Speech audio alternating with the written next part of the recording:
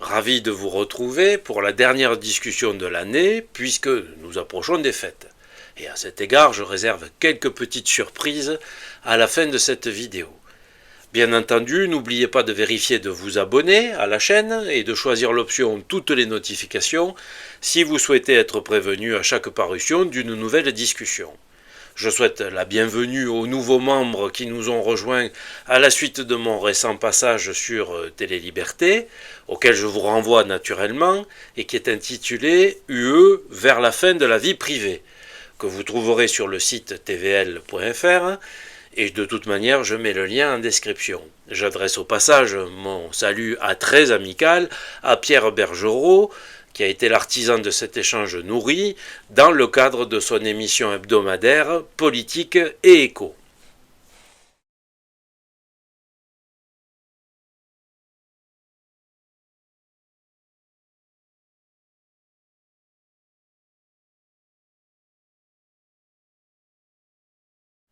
Oui, j'ai souhaité faire une sorte de bilan des éléments qui ont été partagés jusqu'ici.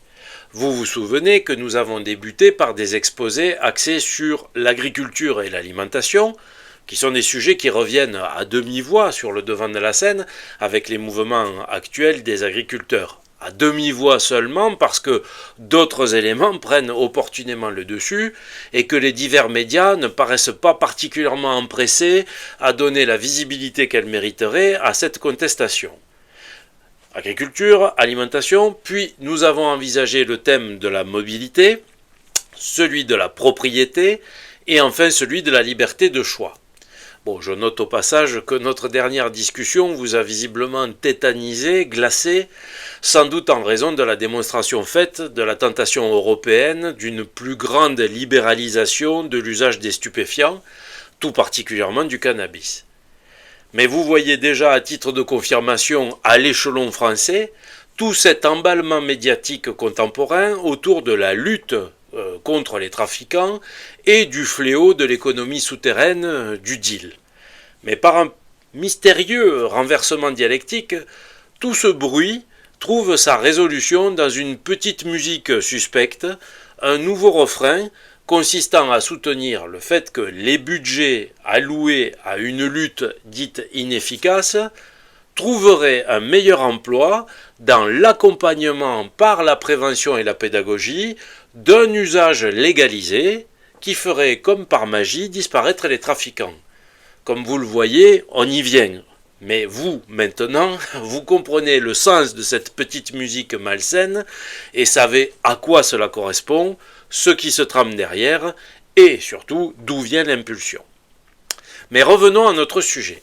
Si je tente de résumer le cadre de nos discussions, nos différents thèmes permettaient de s'interroger au croisement de deux équations alternatives. D'un côté, l'équation se nourrir, bouger, posséder, choisir, et de l'autre, sur les mêmes thèmes, son antagoniste, avoir à manger, être transporté, avoir l'usage, être guidé. Alors pour le dire de façon condensée en résumé, sur chacun des thèmes parcourus, il est nettement ressorti que les dernières dispositions adoptées par la structure européenne conduisent à l'abandon de la première voie au bénéfice de son contraire. Ce n'est plus se nourrir, mais avoir à manger, ce n'est plus bouger, mais être transporté, ce n'est plus posséder, mais avoir l'usage, et enfin ce n'est plus choisir, mais être guidé. Dans l'option retenue et portée par l'Union européenne, la forme passive n'est pas une coquetterie grammaticale, elle témoigne bien d'un changement dans la nature de l'existence des Européens, comme de leur modalité d'action en tant qu'individus. Des actions de moins en moins directes et portées individuellement de bout en bout, donc de moins en moins directes que médiées, impliquant un opérateur, un fournisseur, un prestataire, bref, nécessitant l'intervention d'un tiers et vouées à être assorties d'une série de conditions. Nous l'avons noté aussi bien dans le domaine de l'alimentation, des transports, que du logement, du patrimoine et jusque même dans les données personnelles. C'est d'ailleurs assez paradoxal de constater que précisément au moment où l'autonomie individuelle peut être technologiquement la plus facilement obtenue, qu'elle est la plus accessible, la plus palpable, aussi bien en termes de moyens d'information, de communication, de faculté de mobilité, d'approvisionnement énergétique avec le photovoltaïque et l'éolien domestique. Eh bien, c'est précisément à ce moment-là que, comme par réaction, apparaît la nécessité d'un guidage par les pouvoirs publics, d'un accompagnement et d'un contrôle systématique par les autorités, aboutissant à une sorte de conditionnalité généralisée et des usages et des pratiques.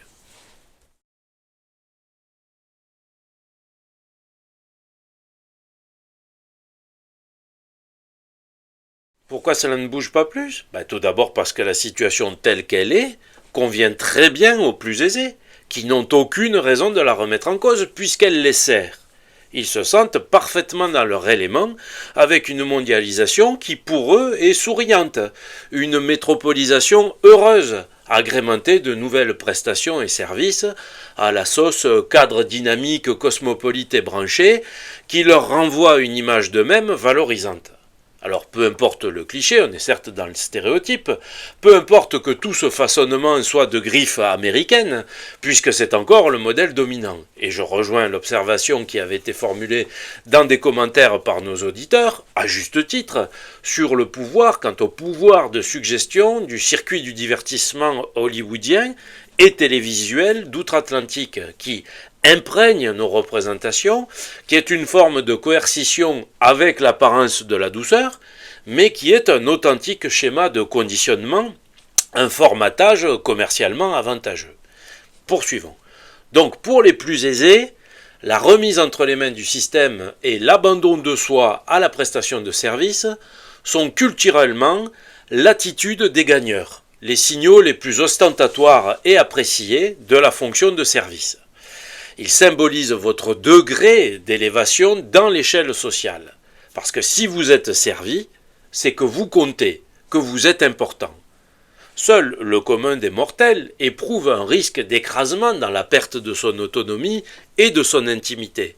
Ce n'est absolument pas le cas pour la célébrité, le fameux, le parvenu ou la vedette, qui ont au contraire besoin de s'exposer, d'être connus et reconnus pour valider leur position statutaire. Connus et reconnus jusqu'à y compris dans leurs habitudes, voire leurs manies et caprices, même les plus intimes. Voilà qui est finalement l'objet de pourboire pour le bon serveur, comme jadis la gratification qu'on accordait au bon valet, celui qui connaît madame et qui connaît monsieur par le menu. La mystification consiste en fait dans la généralisation de ce schéma, j'en conviens, très ancien régime, dans sa reproduction et dans son extension à la masse. C'est la féerie de l'exclusivité de l'individu et de la prestation personnalisée pour chacun. Une fibre titillée sciemment par les géants des plateformes commerciales de services pour attirer le chaland au moyen du smartphone. Celui-ci donne l'illusion de l'égalité des conditions quant à ce qu'on voit, à quoi on a accès, à quoi on peut prendre part, même virtuellement, par exemple avec les réseaux sociaux, en donnant son avis sur tout et n'importe quoi à la volée. Le smartphone est un faux démocrate, mais juste un sésame marchand ambulant. La forme d'apathie générale des populations que vous pointez par votre question est bien le signe que le charme opère, que la contamination par l'état d'esprit de la société de services portée par le smartphone fonctionne à plein, bien mieux que tout endoctrinement ou propagande frontale. Et pour vous répondre très franchement, si pour le moment il n'y a pas plus de regimbades manifestes et de révoltes populaires, c'est parce que chacun use de ces intercessions marchandes, insinuantes et systématiques. Chacun se livre en tant que consommateur, et à la mesure de ses moyens, à son cocktail de jouissance pour tromper l'ennui, de frustration à compenser, de consolation à s'accorder.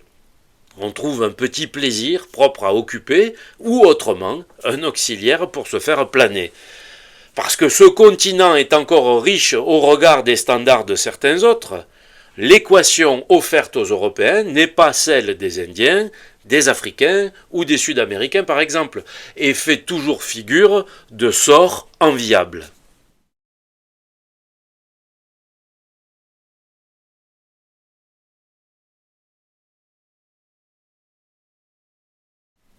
Oui, détourner l'attention du public, oui, il y a effectivement une part de duperie portée par l'institution européenne dans les narratifs qu'elle promeut, avec les miroirs aux alouettes du véhicule autonome pour au final imposer l'autopartage, la réduction du parc automobile, faute de pouvoir généraliser tout bonnement la mise à pied.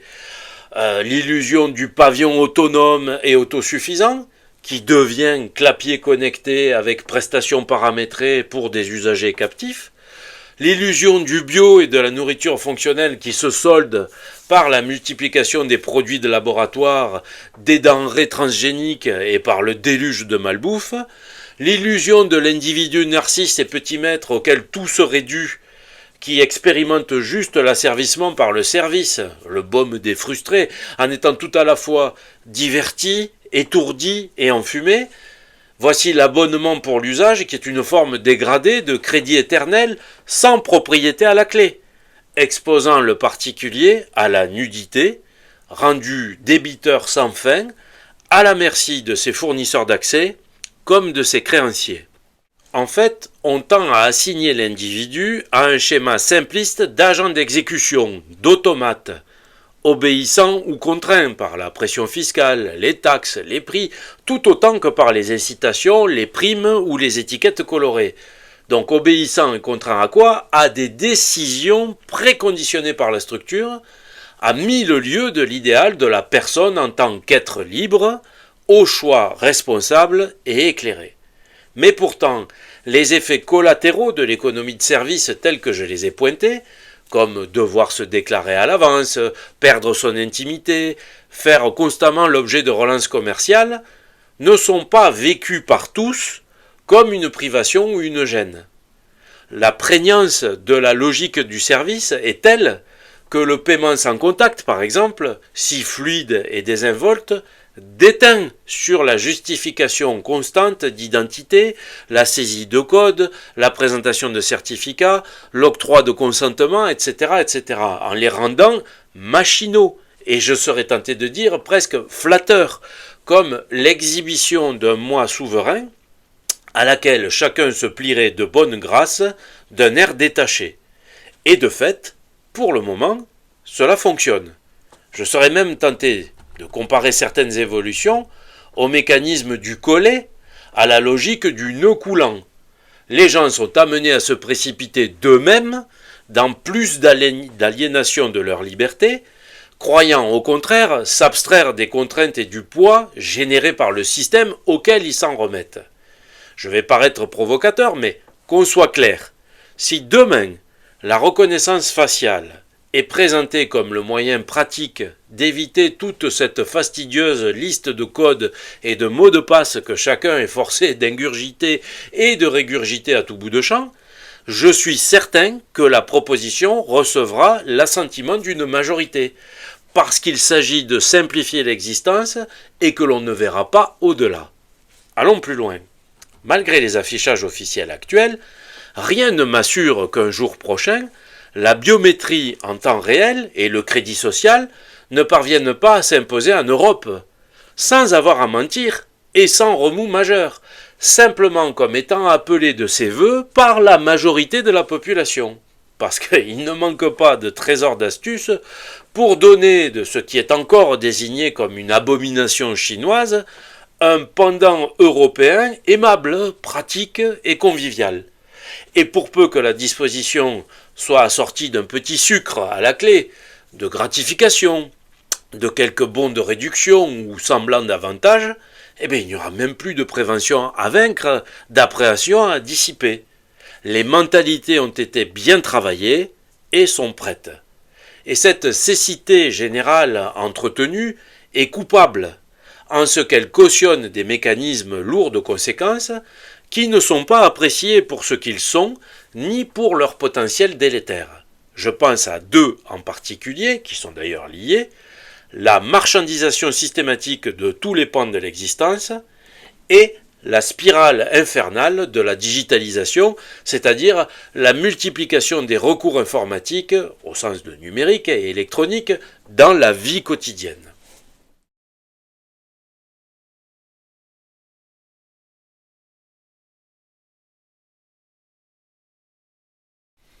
Le rôle des grands groupes et des géants commerciaux, vous avez raison de le rappeler, les avalanches de formules lyriques et grandiloquentes des textes officiels européens, les déclarations, les chartes, les pactes, ne doivent pas faire perdre de vue que la racine du projet européen est principalement économique. Cela transpire jusque dans son approche environnementale, qui, comme nous l'avons vu, loin d'être écologique désintéressée, est principalement la recherche de la constitution d'une économie verte et surtout de la généralisation des valeurs afférentes.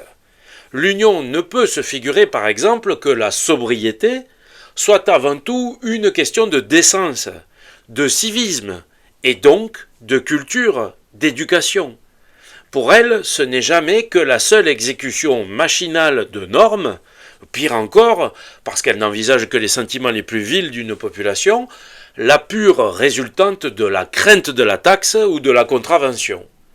C'est ainsi qu'on assiste à une relation complexe de compétition-collusion avec les multinationales, où l'Union, tel un gigantesque encaisseur rentier, orchestre la manière dont les ressources de la masse seront exploitées par ces grands acteurs commerciaux, que l'institution ponctionnera à la marge. Voilà pourquoi elle n'hésite pas à mettre dans la balance les restes des pans d'activité faisant antérieurement l'objet de monopoles d'État, au titre de l'intérêt général, qu'elle a scrupuleusement détricotés et cassés, comme par excellence dans le domaine de l'énergie. On sait ce qu'il en est avec les réseaux, avec le nucléaire français, et nous allons le voir sous peu avec le devenir des barrages hydroélectriques. Voilà pourquoi elle use et offre le patrimoine des Européens, patrimoine financier, mobilier et immobilier, y compris le patrimoine humain des populations européennes, avec la valorisation des données personnelles des individus, non seulement constitutives, puisque allant jusqu'aux caractéristiques génétiques, mais encore issus de leur activité, de leur existence, de leur vie. Je n'hésite pas à le dire parce que je l'ai démontré, je n'hésite pas à dire que le pacte vert fait le lit du grand capital, de la plateforme, de l'usine comme du laboratoire, pour aller vers plus d'artifice et d'artificiel, donc d'antinaturel. Il est d'ailleurs assez piquant de noter que ces mêmes thèses qui faisaient jadis de l'écologie un élément essentiel de la lutte anticapitaliste, en dénonçant les abus de la déprédation et du gaspillage, sont devenus aujourd'hui les meilleurs ressorts du capitalisme contemporain. Ces préceptes verts avec lesquels les multinationales savent jouer à merveille pour vanter les mérites de la digitalisation et de l'économie des services, quitte à oublier les propres incidences en matière environnementale que ce recours fait peser, et la disproportion fréquente, absurde et ridicule entre ce qui pourrait être fait en tendant simplement soi-même un peu le bras et la sollicitation d'une machine ou d'un process éminemment énergivore et gaspilleur pour le même résultat. Mais surtout, s'opère sous le couvert de l'Union un double mouvement de marchandisation généralisée et simultanément de frustration des moyens d'action en propre des individus. Je m'explique. De moins en moins de champs de l'activité humaine demeurent hors d'un circuit marchand centralisé, monopoliste. Cela va même jusqu'à l'accaparement de pans entiers de l'existence par des géants privés transnationaux, d'éléments qui jusque-là ne leur appartenaient pas. Ils faisaient partie du bien collectif, au sens du patrimoine de l'espèce humaine, à l'exemple des semences en agriculture, qui sont aujourd'hui entièrement accaparés et monopolisés. Donc là, au sens du patrimoine de l'espèce humaine, comme au sens national du terme, avec les cartes routières, les plans, l'inventaire des façades et des constructions, qui sont entièrement dans les mains de Google ou équivalents. Il faisait partie du monde de la gratuité, j'ai détaillé le cas du CO2, et plus grave encore, il faisait partie de la sphère privée. Les données personnelles en sont le meilleur exemple. Et dans le même temps, on assiste à une dépossession de la masse de la population des instruments traditionnels de l'autonomie individuelle, avec le frein plus ou moins appuyé à la propriété privée, au patrimoine personnel, à l'accès à la monnaie sonnante et trébuchante, la monnaie physique, la monnaie fiduciaire. Or, il n'est pas besoin d'être grand clair pour savoir que les intérêts des grands groupes et plus généralement des entreprises commerciales ne coïncident pas spontanément avec l'intérêt général, pas plus qu'avec le bien-être des populations, qui ne sont ni l'un ni l'autre leur objet. Et pourtant, c'est bien vers eux que se tourne l'institution européenne, et c'est bien prioritairement sur eux qu'elle prend appui, comme nous avons pu le constater à de multiples reprises, en prétendant garantir la fourniture de l'accès et de l'usage de manière plus optimale et écologiquement plus vertueuse. Quelques exemples. Les plats industriels préconditionnés et en portions adaptées, n'est-ce pas le meilleur gage contre le gaspillage alimentaire ?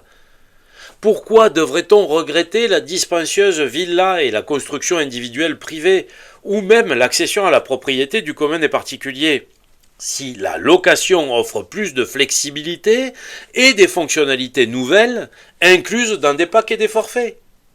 Le sort du logement demain n'est-il pas d'être entre les mains de bailleurs et de gestionnaires tout-puissants, mais respectueux des règles et meilleurs garants de l'application des prescriptions réglementaires européennes, notamment en matière de performance énergétique.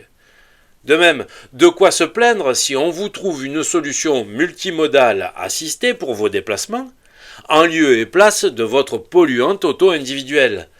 Si demain, grâce à l'euro numérique, les allocations sociales ne sont utilisées que pour des dépenses d'ordre social, les aides vertes uniquement pour des prestations vertes auprès de professionnels ou de structures à agréer, évitant ainsi, par exemple, le remboursement sur facture. De quoi se plaindre si vous êtes incité à faire réparer vos chaussures plutôt que d'en changer. En un mot commençant, l'essentiel n'est-il pas d'avoir un toit, de quoi manger de manière pratique, de quoi se vêtir raisonnablement, etc., etc.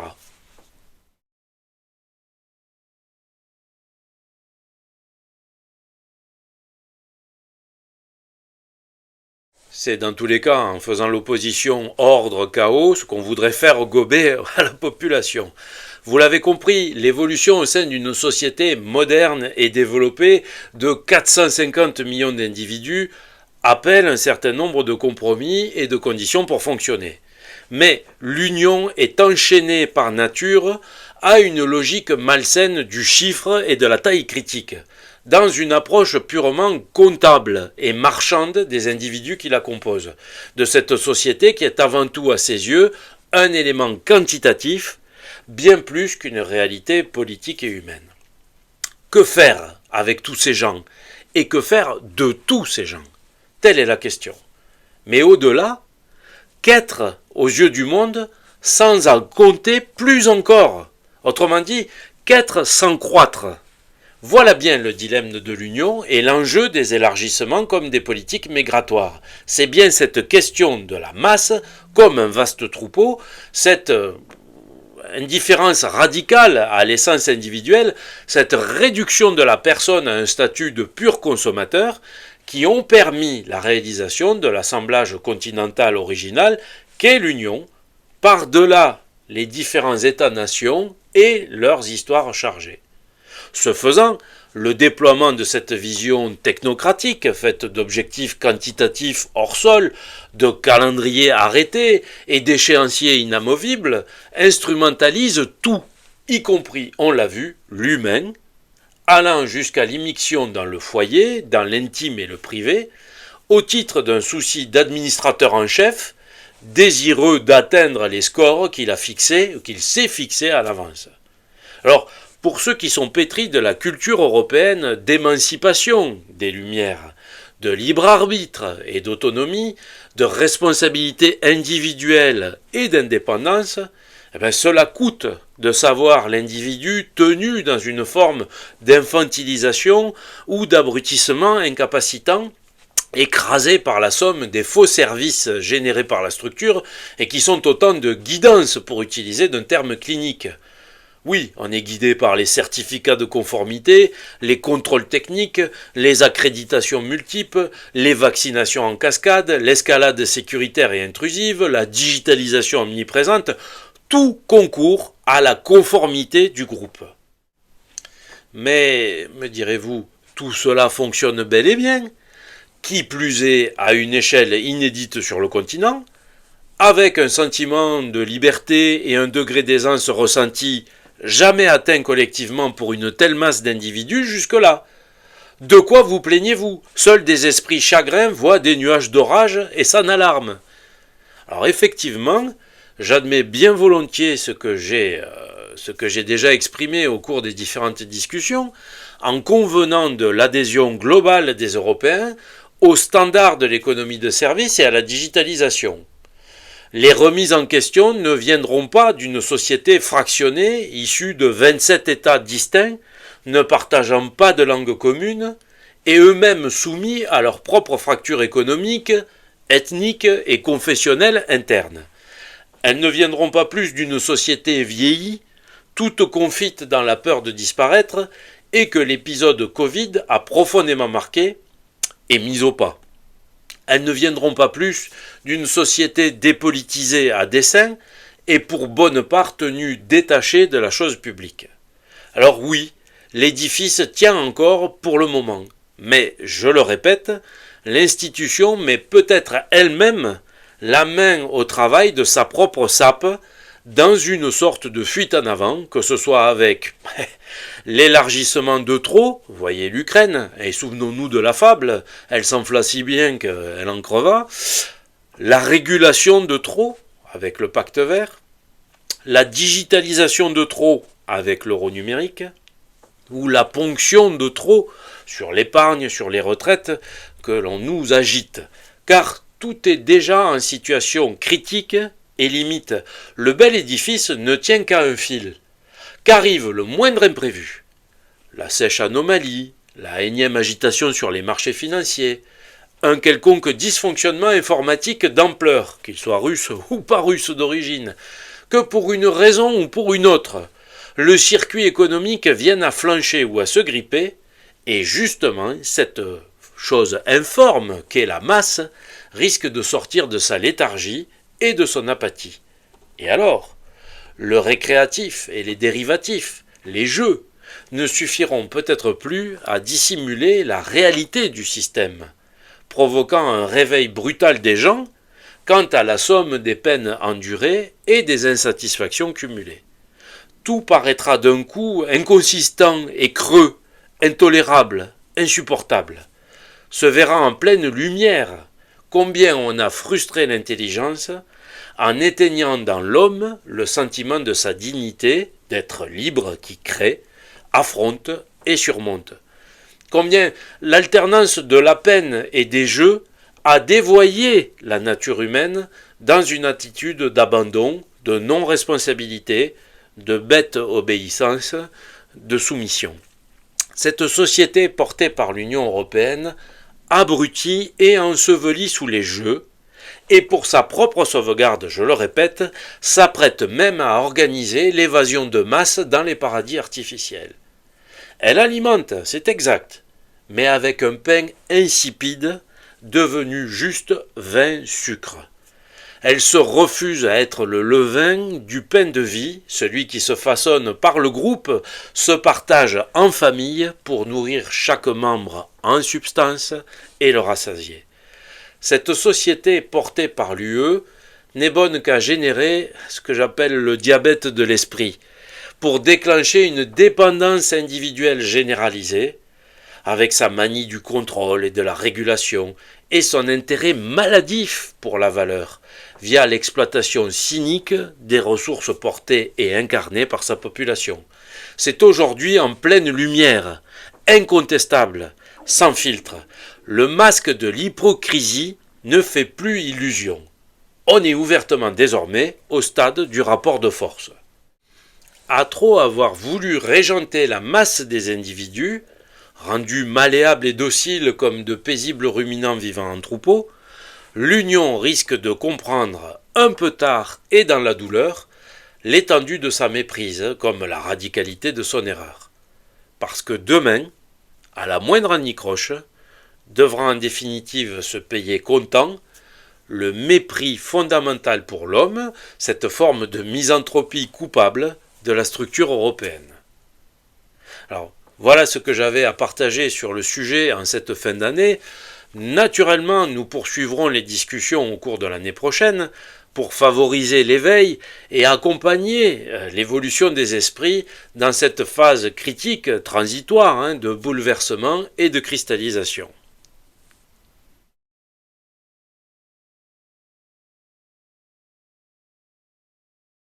Oui, c'est avec un réel plaisir que je vous signale l'arrivée imminente d'un nouvel ouvrage bâti autour de nos discussions de l'année, intitulé De la peine et des jeux, Anatomie de la société occidentale européenne contemporaine.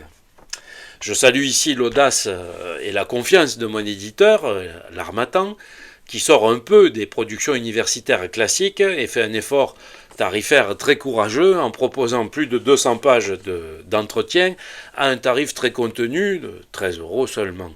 Mais nous en reparlerons lorsqu'il sera en rayon.